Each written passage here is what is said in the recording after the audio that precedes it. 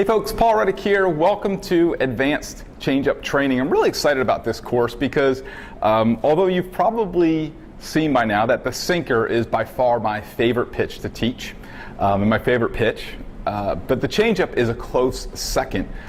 It's actually an awesome pitch for me to teach, and it's a really great pitch for you to learn.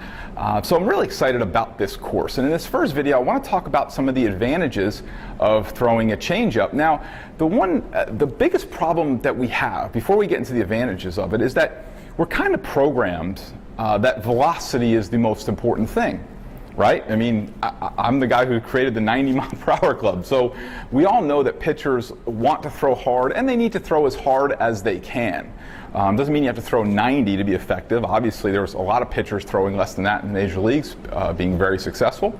But we want to throw as hard as we can. So the idea that we're going to slow down is very weird and very difficult for a lot of pitchers to grasp. And that's kind of the challenge. When pitchers want to learn the changeup, is that we have to break that idea that you have to slow down. You don't have to slow down. In fact, some of the ways that the changeup is taught, and we'll get into that in the myths section, is kind of what pushes that idea that you have to slow down, because almost all of the instruction is based on slowing down. And yet we're constantly kind of, always talking about velocity and being fed speed up. Even with our delivery, right, with our 90-mile-per-hour club, we're talking in the delivery about getting out as fast and as far as we can. But now, how do you balance out this pitch that's supposed to be slower? So it can be weird. There's just no doubt about it. But we're going to teach you in this course that you don't have to slow down to throw it. In fact, you don't want to be doing that anyway. Not only is it not the right way to throw, but you don't want to be doing that. You actually want to be throwing it just like a fastball. We're going to get into that a little bit more in the other videos in this course. But in this intro video, I want to talk to you about what I feel are the biggest advantages of a changeup. It can really make it an effective pitch for you. And quite honestly, a changeup can be devastating. There is nothing. How do I say this? There's just nothing that can mess with a hitter more than a good changeup. Nothing. Especially at lower levels, high school and below, and even a little bit of college. You don't see a lot of good changeups. You just don't see it. So we'll talk about that too. And so if you can develop one, you can really be devastating and really dominate with a changeup, because it's just an unbelievable pitch. In fact, Ted Williams probably said it best, that if hitting is timing, then pitching is upsetting timing. And for my money, the changeup along with the sinker are probably the two pitches that do the best at upsetting timing. And so if that's Ted Williams, of course, right, the greatest hitter. So he would know, right? So let's get into the first thing. That the first advantage of the changeup is obviously that we're changing speeds, right? Just like what Ted Williams says, we're changing the speed of the pitch. Now, I'm going to teach you how to do it right, so that not only do you change the speed of the pitch, but it looks like a fastball, because that's the key. If you change speeds and it looks like a changeup, no good. There's an old phrase that says a good changeup that looks like a changeup is not as good as a bad changeup that looks like a fastball. Okay, so we're going to talk to you about how to effectively change speeds so that the hitter perceives that you're throwing a fastball to him and not a changeup. So we don't want to give anything that shows changeup. And you know what's very funny is that if something changes in your delivery, good hitters, they may not be able to verbalize what happened or what changed, but they know something changed. And over time, especially when you get into high school or college ball, where you're seeing hitters kind of more regularly, so in college you might play a team 7 or 8 times in a season. You can pick up on certain patterns, right? That's why when you see pitchers that stick around in the major leagues, one of the reasons why we only use long-term successful models of pitchers is that in order to survive in the major leagues for 10 plus years, 15 years, you really got to be good. Because you got to remember that there's scouting reports on every pitch you've ever thrown. They know where your good locations are, where you're going to go to get hitters out. They know what your velocity is. They know when you're getting around what pitch counts you start to lose control and get tired. They know everything, and yet you still have pitchers like Mariano Rivera, who's at this time of the recording is in the final year of his career and having one of the better years of his career. But how could they not know, right? But they know. But he's just that good, and he makes his cutter look like a fastball, and his fastball looks like a cutter. It's the same delivery. That's what makes it effective. So we're going to teach you how to do that with the changeup so that you can effectively change speeds. Okay? Now, we talked about velocity. So one of the things we talked about, obviously you're on our newsletter list, so when you came in, you heard us talk about visual velocity and how important that is, and also effective velocity, coined by Perry Husband, how your pitch looks against other pitches and how it looks to the hitter. Nothing will make your fastball look faster than when you throw an effective changeup. So if a hitter has to sit and think, is this fastball or changeup, fastball or changeup? That's where we want the hitter, in confusion, right? So the confused state is just another way of saying, I can see it both ways. Confusion in anything, we can see it both ways.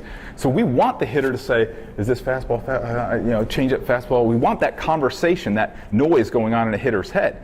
We don't want that hitter to say, you know what, I'm just going to sit fastball and I'm going to take the changeup. I don't care.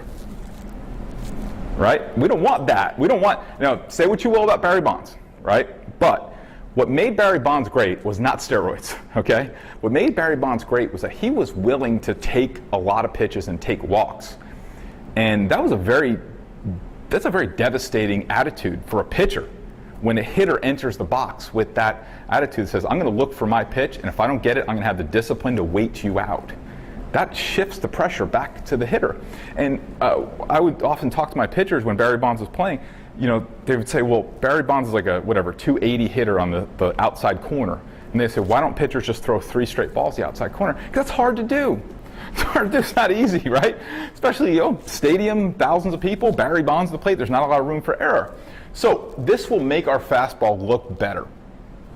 And there's nothing better than having that confused state for a hitter where they don't know what's coming. They can see any kind of pitch coming. And that's what makes any pitcher that's succeeded long-term with a dominant pitch, is because the hitter doesn't know if it's fastball or something else, or change or split or whatever.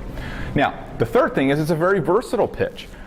And I like versatile pitches because I want my pitchers to be able to throw any pitch in any count for any reason. And that's also a confidence factor. As when we teach you to throw it the right way, you'll have the confidence to do that. So I want my pitchers to be able to throw this, a changeup, and you can throw it. You can throw it as an out pitch with 1 or 2 strikes, right? You can throw it anytime that a fastball is in order, 2-0, 3-1, 1-0. After a bad pitch, we'll talk about in the how to get hitters out with this pitch. We'll show you kind of some different sequences to throw it in. But you can also throw it right over the plate. Let's say you got a 3-1 count. You don't want to throw a fastball over the plate because everybody knows it's coming. You can throw a changeup there. We're going to show you how to do that. So it's a very versatile pitch, and I like that because I don't want my pitchers, when they get onto the rubber, to feel locked in. That's not a good feeling when you feel like you have to throw a certain pitch and you can't throw others. I want you to have the confidence to throw whatever pitch you want in any situation because it's the right pitch, and not because you feel pressured or locked into doing it. So that's number 3. So we got 1, 2, 3. So number 4, it's extremely safe. It's safe for all ages to throw. A 7, 8, 9-year-old, I have no problem whatsoever having them throw a changeup, and here's why. After every throw, no matter what you throw, your arm will pronate out. That's turning out to slow down. No matter what you throw. Even if you throw a curveball, your arm's still going to pronate out to decelerate or slow down. So pronate just means turning out to slow down, right? So with the changeup, the way we're going to show you to throw it, we're just starting that process a little bit earlier. So it's a movement pattern that you're already doing. We're starting it a little earlier. Very low stress on the arm. Very safe for players of all age to throw. So I like that. I like that it's safe. And here's the thing. It can be more effective than even a good curveball. And I love me some curveball, man. Don't get me wrong. Right? I think curveball, slider, cutter, they're great pitches. But especially if you're high school below or even some college level and below, it's extremely important for you because let's say that you were playing a team on a Saturday morning, and that team had played 4 games during the week, right? In the last, 7 days. If you asked all those hitters, high school hitters, youth hitters, and you said, what are the top 2 pitches you've seen this week? Without a doubt, fastball, curveball. Without a doubt. So don't you want to be the guy that shows up on the 5th game throwing fastball change? So it can be a very, very effective pitch, because remember this, a hitter, and we'll talk about this more later, a hitter can only hit what they've experienced.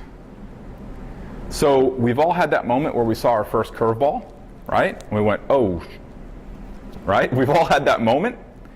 Same kind of thing. Same thing happens with a good changeup. In fact, the best part about it is when we teach you how to throw it just like a fastball, the hitter's not going to know until the ball's in the mitt, because he's going to swing at something he thinks is a fastball, and we're going to change speeds on him, and he's going to be just way out in front of it.